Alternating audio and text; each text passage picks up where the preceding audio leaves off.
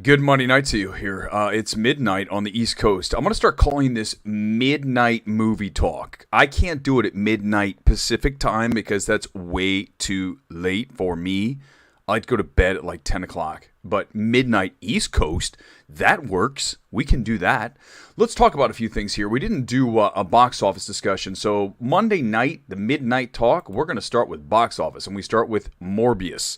Mediocre. Debut of 39 million. You have to go back to 2003 and you go back to Daredevil and you get the last time we had a film around 40 million a CBM. Okay, now you can throw out certainly Fantastic Four at 25 million. So this is better than that, but this is not as good as Sony would have liked. Now, here's the thing. If you put this movie at the end of January like it was scheduled to be on the heels of No Way Home, this film does better. Does it pop? Does it do 150 million? No. Does it do 55 million? Probably. But it ends up with 39. The movie is mediocre. It's fitting to make 39 million for a film that is very forgettable. Not the worst film ever made. Let's make sure that is perfectly stated.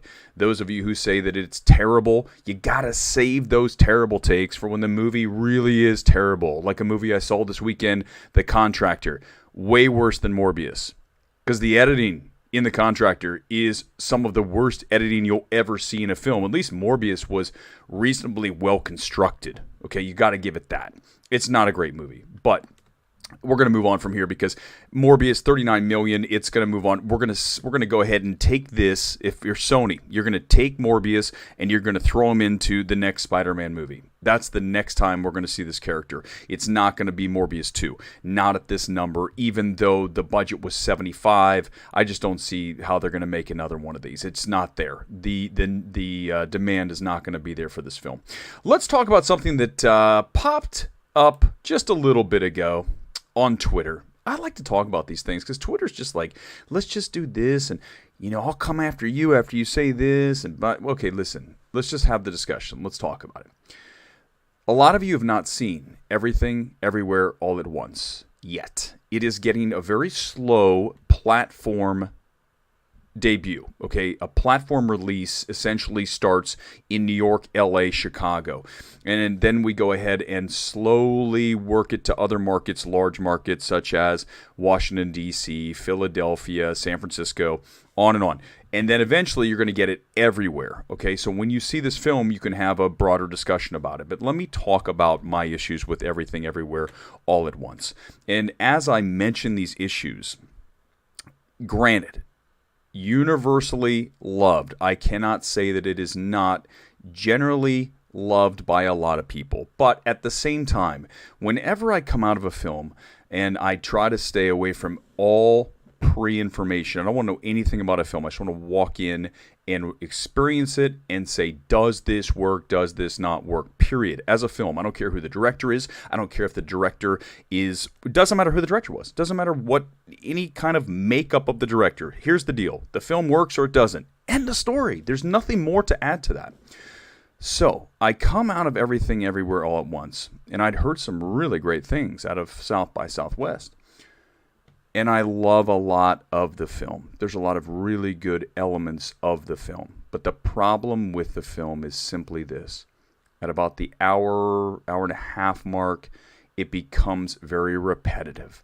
Very much of a bash you over the head with the same eccentricities that we were treated to earlier in the film. But now we're going to just do it over and over and over until you're really just knocked out. You're in submission to this film.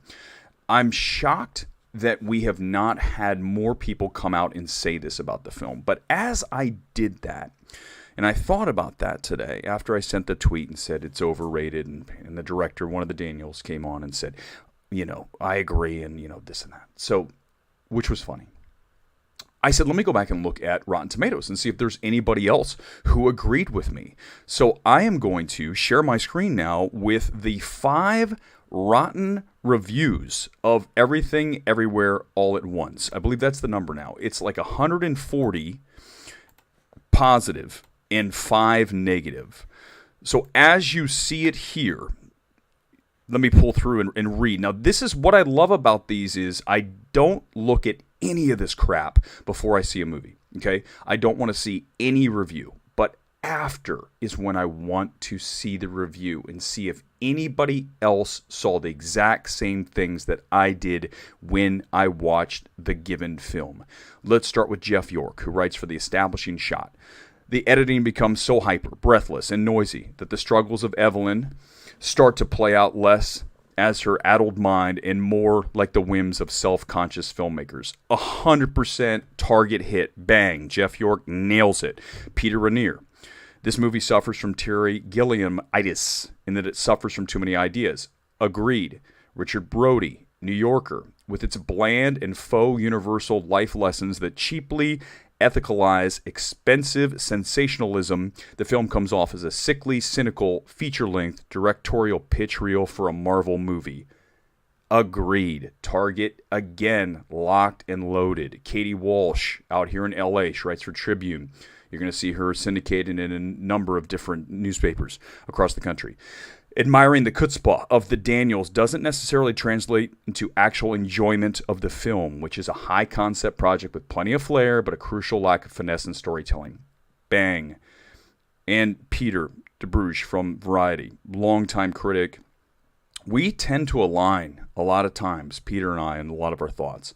There are enough ideas in Everything Everywhere All at Once to fuel a dozen movies or else a full-blown TV series. But the Daniels have shoehorned it all into a bombastic, emotionally draining 139 minutes. And when I talk about Everything Everywhere, when I say the one word that sums this film up, it is draining. It is exhausting.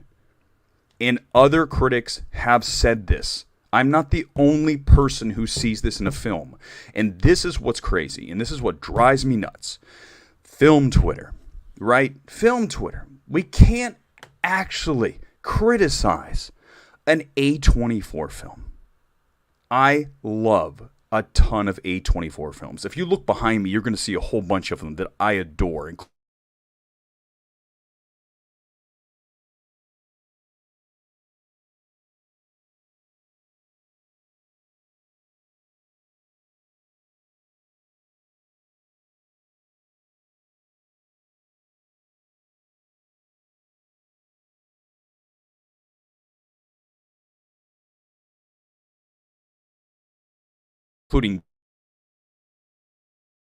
in doing that. And here we go. Okay, my internet's in and out. This is what happens at midnight on the East Coast, 9 o'clock on the West Coast, is that you can say that an A24 film is not good. I understand that a lot of people are going to say, well, wait, that might not be the right thing. Listen, you're allowed. Everybody's allowed to have your own opinion about a film. How is Everything Everywhere All at Once? We're talking about it right now, Vault of the Future. But listen, here's where my problem comes, is when you have a film like this, and everybody says it's the best movie ever. You can't say it's not great. Yes, you can. There are really good elements of this film, but there's a lot of it that is too much. If the Daniels were here, and I know one of them chimed in on Twitter, I would simply say this. If I was in a test screening of Everything Everywhere All at Once, I would say you need to take your film and cut down what you have and pare it down to about 145. You're at 210, 215. Get rid of 20 minutes of this and squeeze some of this. For those of you who've seen it, when you see it, you're going to see a great example, the rock scene. The rock scene is fantastic, okay? But the problem with the boulder / rock scene, it goes on too long, like so much of this film. Ratatouille, for those of you who've seen it, funny, not the 50th time that we watch it. It's beating someone over the head with a joke, like Family Guy likes to do. Sometimes it works, sometimes it doesn't. In this case, it doesn't. That is my case with the film. It is not a personal attack on a film, okay? One of the reasons I don't follow a whole lot of directors is that you can't say these things if they're your friends, but hopefully if you're being respectful, and I think it is incredibly overrated as a film, and I think that is fair. That is my take, and I just brought up a whole bunch of them here. I'll pull it up again. For those of you who don't, there's a grand total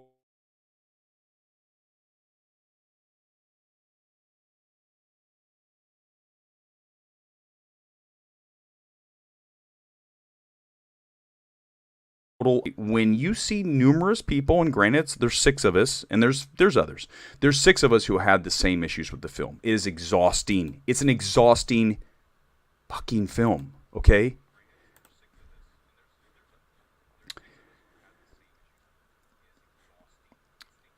I'm getting reverb. This is very strange. Okay, so bear with me. We're doing a live stream. I'm getting all kinds of crazy like stuff going on here. Okay, so here's the thing. Let's talk about the Northman. I'm gonna lose the headsets. There we go. I'm getting the internet here in Los Angeles has gone haywire. Someone's asking me here about the Northman. Let's talk about the Northman because it just debuted in London, and I sent another tweet today talking about how there's a lot of journalists who take these trips to London, okay, where the Northman was. Let's just use this example. It's a great example. The Northman had its premiere tonight, or it's tomorrow, I think it's tonight, in London. So here's the situation. The studio, Focus, they fly you to London, and they put you up in a hotel. They give you money for your food per diem, all these things. And here's my issue with that, is that if you're going to accept that as a gift, if you're going to go, and it is a gift, right? You're accepting that, you're going on a trip. If you're going to do that, you have to still remain objective. I haven't looked at all the reviews from the Northman, but I will say this, that it is very hard when you accept a trip to London and are blown away by being put into a 5-star hotel. Trust me, they don't put them in the Motel 6 or whatever they have there in London, the equivalent of a Motel 6 or a Red Roof Inn. They put you in a 5-star hotel. They give you great food. They wine and dine you. The temptation, though, it's very hard to then criticize a film. I hope that those who did see The Northman in London were fair about their assessment of the film, because that's the danger. That's the thing that worries me. Anytime a first screening happens, you get a lot of people that are like, well, I'm so excited to be the first one to see this, and I get that. But at the same time, you still have to stay objective. You have to remain in your right frame of mind to review the film as you would if you're watching it opening night on a Thursday night with everybody else. I'm excited to see Northman.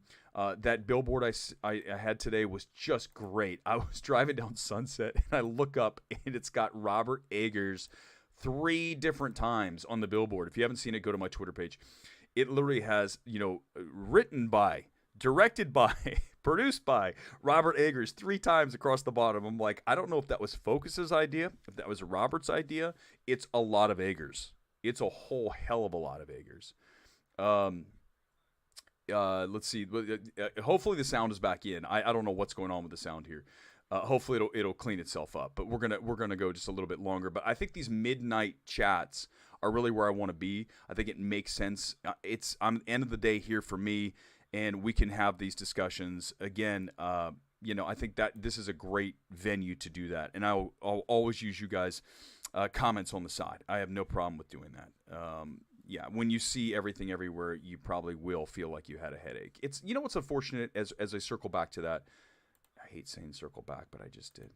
As we circle back to everything everywhere, is the issue that I have, number one issue with film, is when you see greatness in a film, you see potential greatness, and it is brought down by decisions, by typically too much film. Typically, it's going overboard. It's making the film overlong. It's too much of everything. And if you just were to scale it back and ground it, and understand, this film is not grounded, I understand that, but still figure out a way to ground your film as best you can. If you can do that, that is the kind of film I'm looking for. And above all else, a film that is tight, a film that gets to the point and gets out. And as I look over my shoulder, I see Good Time. Good Time is perfection when it comes to telling a story at about 95 minutes, and it is the superior Safdie brothers film over Uncut Gems for that reason and that reason alone. If you were to take Uncut Gems and just get rid of the entire mining scene from the front, if you get rid of the colonoscopy and you just bring it in on Adam Sandler on the phone, and then exit it on him getting put down in the pawn shop, then you have a great film. But that's not what they did. Good time they did. As Robert Pattinson's in the back of the police car, the credits roll, and you're like, the movie's over? That's what I want. I want less. I want you to get to the point where the film feels like you want more. Make them want more. Not to the point where you're like, turn this movie off, which is where everything everywhere goes wrong. Is that if you have it at 145 and you take these ideas and you strip them down and you just, less is more. When you watch this movie, the black bagel, the bagel thing, oh my God, the fucking bagel, stop. It's too much. And that's one thing, as much as I admire A24, one thing that they do not do enough of. They do not tell directors, you need to cut this movie down. They give it too much freedom to certain directors, and I feel like there's got to be a medium between. I'm hearing that Robert Eggers had some issues with Focus and the studio because it's a Universal, right? Focus is owned by Universal, so they're used to all these test screenings and certainly more control than A24. But there is something to be said about a studio having some control over a film if the person in charge of that is talented at knowing what works and what doesn't within that film. And trusting, you have to trust that person. Those people are hard to find, but you need to find somebody who will tell you that your film is too long, that your film has too much. You need to cut it back. You're beating people up. You're making them exhausted by watching your film. And you need to have someone in your life that will tell you that, which is what the Daniels needed here. And I will maintain that. And I go back one more time to the other 5 people who are, frankly, pretty substantial film critics, okay?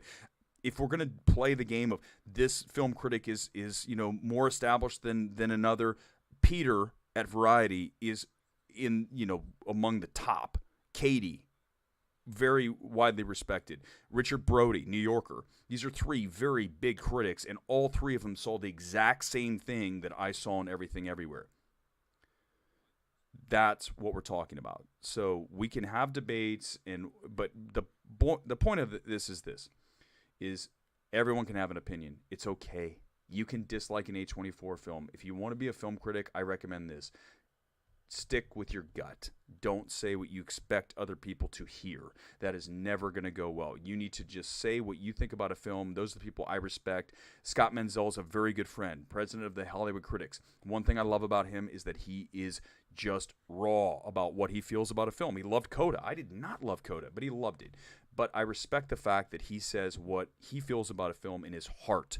And ultimately, those are the critics that you want to listen to, right? Because then at least you know they're not just blowing smoke up your ass. So that's going to wrap it for tonight. I appreciate it. We'll do this again. I like this midnight movie talk. We'll do it again later this week. That's going to do it for tonight. Thanks for watching, guys. We'll talk again soon.